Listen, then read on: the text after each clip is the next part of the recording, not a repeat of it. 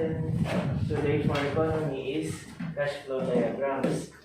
Yung cash flow diagrams, and these are the graphical representation of the cash flows that summarizes the timing and magnitude of cash flows as they occur over time.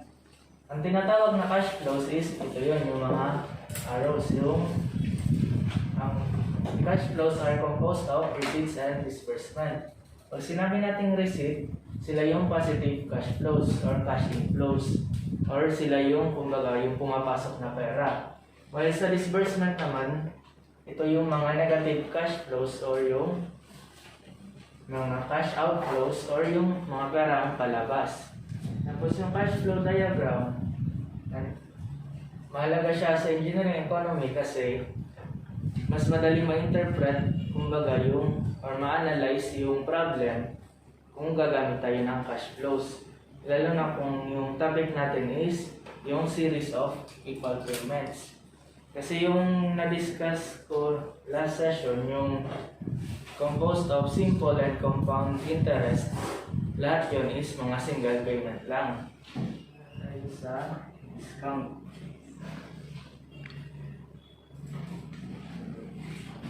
So yung discount, ano siya, single payment pa rin siya. However, pwede natin siya ma-represent through cash flows. Kasi yung discount is yung interest paid in advance.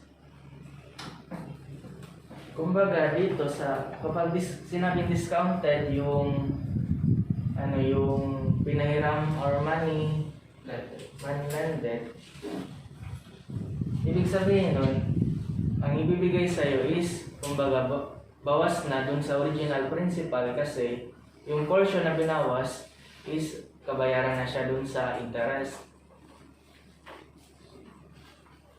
So yung discount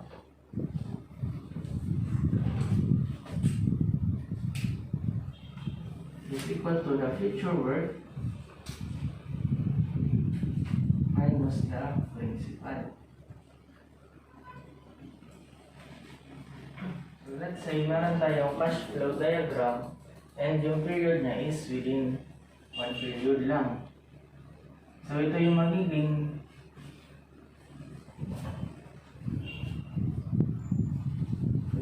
future worth. Let's say kasi yung future worth, yun yung original amount borrowed. Let's say 1 peso. May nangutang ka ng 1 peso.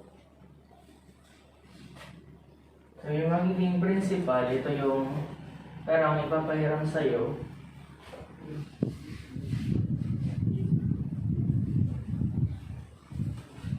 Galing to sa formula ng future worth na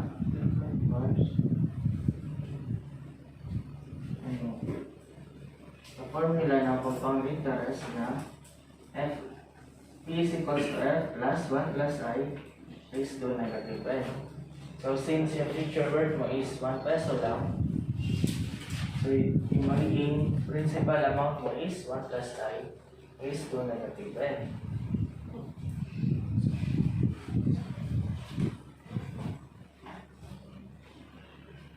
So yung discount, since future worth minus principal or present worth, 1 minus 1 plus I raised to negative 1. Kasi 1 lang yung period niya sa cash flow. Ibig sabihin, D is equals to 1 minus 1 over 1 plus I. Tapos simplifying, 1 plus I times D equals to 1 plus I minus 1. So 1 plus I times D is equals to I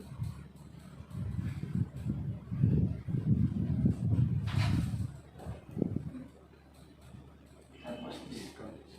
Tributing the D plus I D is equals to I. D is equals to I minus IT. to I times 1 minus D. So yung rate of interest I is equals to D over 1 minus D. Wherein yung D is the rate of discount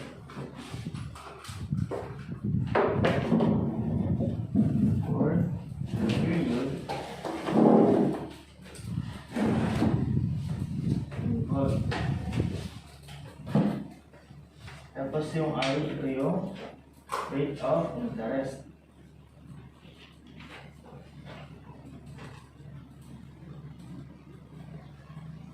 Or the same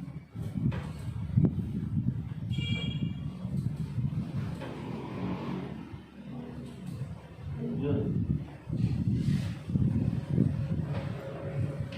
Okay, so magkaiba yung D at I kasi yung D ito yung rate of discount or kung ilang percent yung discount dun sa perang hinihiram mo. While yung I, ito yung interest rate.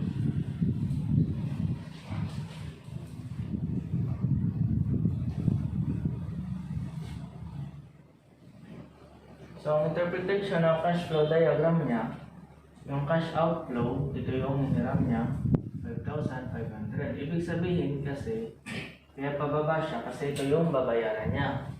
While yung 4,100 na binigay sa kanya, ito yung na-receive niyang pera. Discount.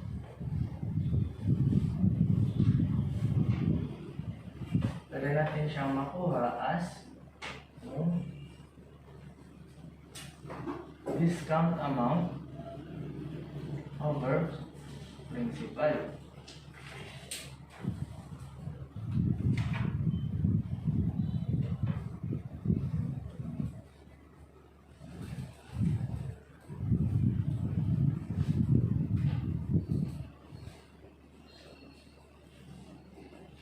Principal amount borrowed.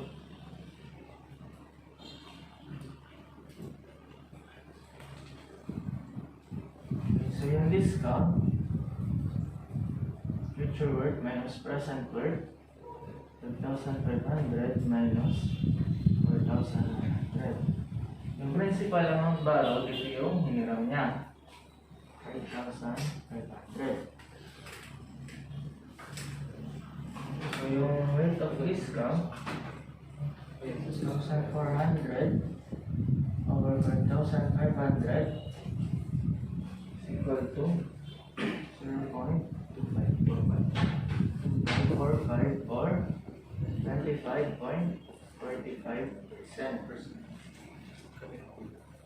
So yung another solution, ito yung gagamitin natin yung formula for rate of discount. So dito, in terms of rate yung ilalagay natin. So bale, ang gagawin natin, ang ilalagay natin value dito is i-divide natin yung amounts na nasa unang cash flow by 5,500. So dividing by 5,500, dito 1.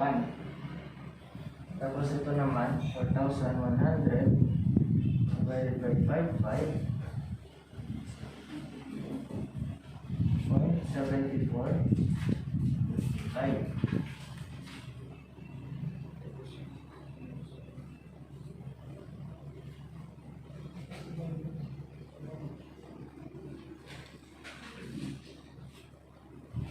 So this count is 1 minus, so yung future worth minus present worth, 0.7455 or 0.2545.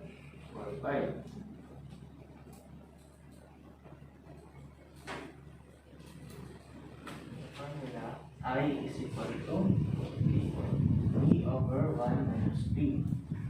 Wherein yung rate of discount na nakuha na natin is 0.2545 over 1 minus 0.2545. sa 0.3414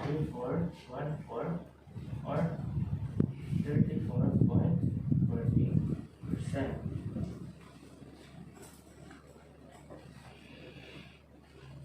Tapos for letter C, the rate of interest in 1 year, ang gagamitin natin formula is yung I is equals to BN.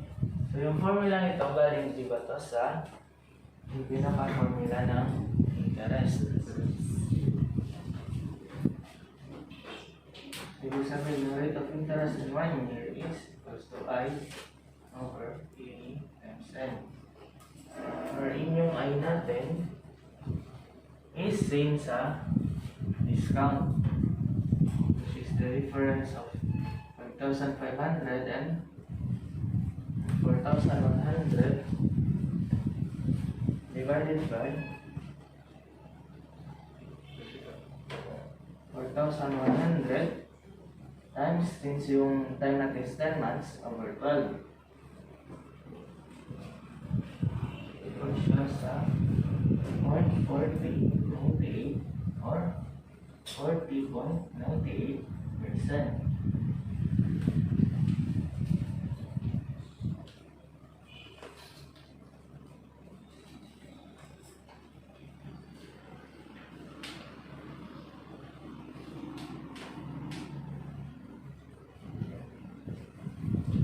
May lang yung topic under discount kasi galing siya sa reference na Filipino ang author. Kasi dun sa mga reference na foreign authors, wala silang na-discuss about discount.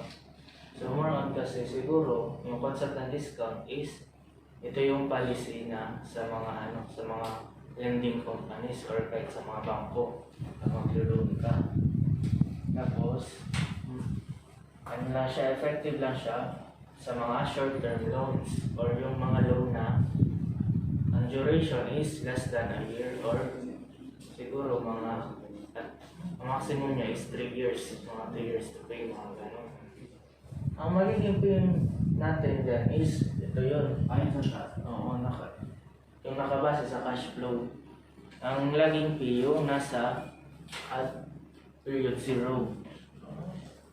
Kasi ito yung, kumbaga, ito yung starting point natin.